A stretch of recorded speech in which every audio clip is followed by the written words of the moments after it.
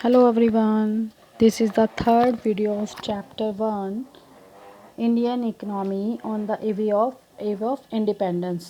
ठीक है, इससे जो पिछली वाली वीडियो में मैंने इस चैप्टर का इंट्रो दिया था। ठीक है, तो जो बच्चे कॉम्पिटिटिव एग्ज़ाम देते हैं उसके लिए भी ये इम्पोर्टेंट टॉपिक है।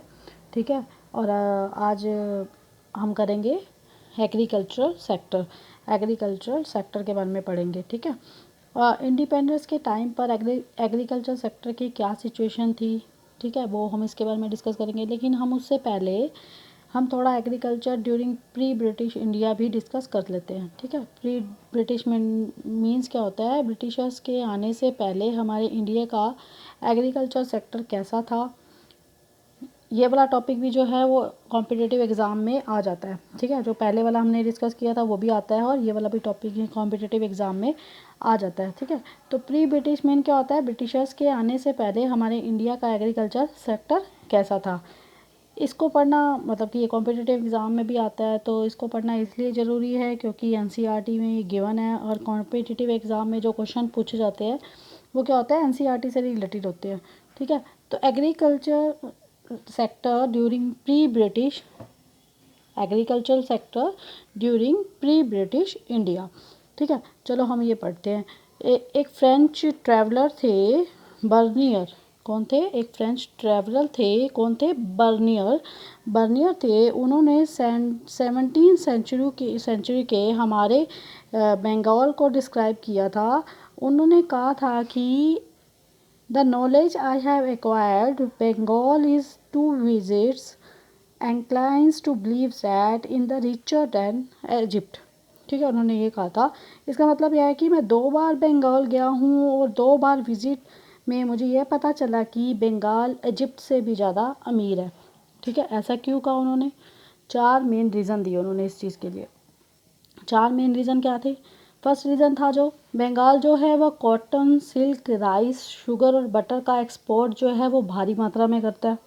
एक तो ये रीज़न है। क्या रीज़न है कि जो बंगाल है वो क्या है, सिल्क, राइस, शुगर, बटर और कॉटन का एक्सपोर्ट भारी मात्रा में करता है। और दूसरा, वो एक्सपोर्ट तो करता ही है और अपनी खुद की कंजप्शन के लिए भी मोर देन इनफ प्रोड्यूस करता है। ठीक है, जैसे कि food, grains, wheat, vegetables, fowls, ducks and ghee. ठीक है, इनका भी वो व्यापार करता है। ठीक है, डक्स एंड घीस क्या होते हैं? डक्स एंड फॉल और घीस एक तरह के बर्ड्स होते हैं।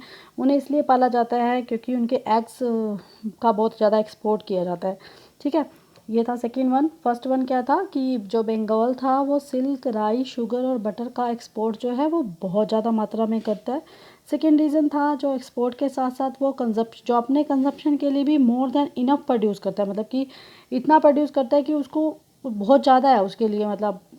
ठीक है, जैसे कि food, grains, wheat, vegetables, fowls and ducks क्या होते हैं? फॉल्स एंड घीस एक तरह के बर्ड्स होते हैं जिन्हें पाला जाता है एग्स के लिए, ताकि उसके एग्स का एक्सपोर्ट किया जा सके ज़्यादा से ज़्यादा।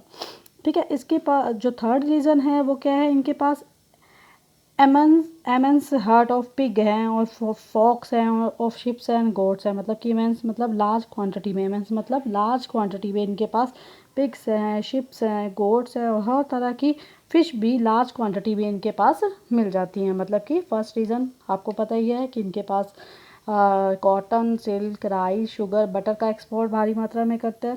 सेकेंडली, ये अपने मोर देन इनफ प्रोडक्शन करता है खाने के लिए। ठीक है, कंजप्शन में मोर देन इनफ करता है। और ये वीट, वेजिटेबल, डक्स का और घीस का बर्ड, जो एक तरह के बर्ड होते हैं, उनको पाला जाता है एग्स के लिए, उनका एक्सपोर्ट भी करता है। और नेक्स्ट इज़ इमेंस मात्रा में, मतलब इमेंस मतलब बहुत लार्ज क्वांटिटी में पिग्स और शिप और गोट के हर तरह की फ़िश भी लार्ज क्वांटिटी में इनके पास होती है। ठीक है, थर्ड रीज़न है फोर्थ रीज़न है सॉरी, जो है वो राजमहल से लेकर सी तक लार्ज नंबर ऑफ कैनल्स और नेविगेशंस और इरिगेशन के लिए जो कि पहले कट किए हुए हैं गंगा रिवर से। मतलब कि इनके पास क्योंकि आपको पता ही है कि जैसे कि इंडिया एक कृषि प्रधान देश रहा है, तो नेविगेशन और इरिगेशन में पहले से ही कैनल्स वगैरह यहाँ पर लार्ज नंबर ऑफ कैनल्स हैं। ठीक है, उन्होंने ये 4 करैक्टरिस्टिक्स देखी बंगाल की और कहा बंगाल इजिप्ट से भी ज़्यादा अमीर है। किसने कहा था? एक फ्रेंच ट्रैवलर थे, कौन थे? बर्नियर, जिन्होंने, एक फ्रेंच ट्रैवलर थे जो थे बर्नियर, जिन्होंने ये कहा था कि जो बंगाल है वो इजिप्ट से बहुत बड़ा है। ठीक है, अब हम डिस्कस करते हैं। पहले तो हमने डिस्कस किया कि इंडिपेंडेंस से पहले हमारे एग्रीकल्चर सेक्टर कैसा था। अब हम डिस्कस करते हैं एग्रीकल्चर सेक्टर के इंडिपेंडेंस के टाइम उसके क्या हालात थे। On the eve of independence में उसके क्या हालात थे। इंडिपेंडेंस के टाइम में एग्रीकल्चर की सिचुएशन को एक्सप्लेन करने के लिए ये 4 करैक्टरिस्टिक्स है। First one is a low productivity.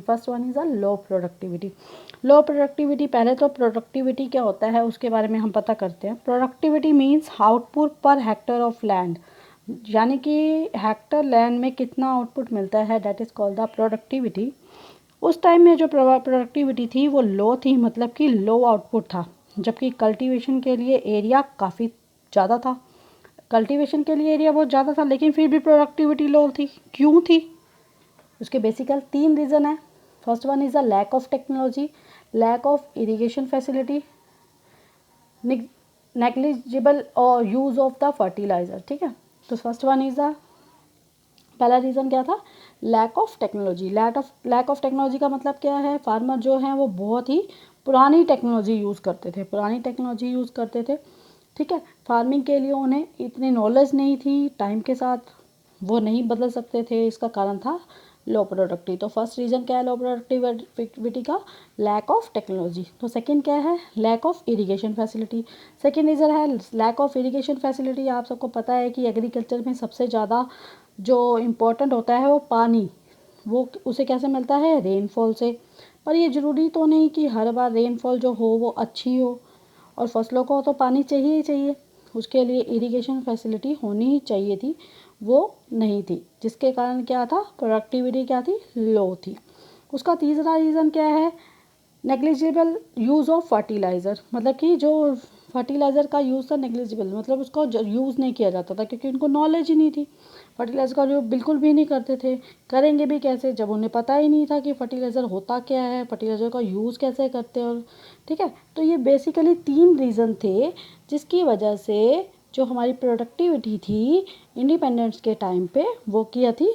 लो थी। ठीक है, सेकंड जो अब हम इस चार्ट से समझ सकते हैं थोड़ा सा।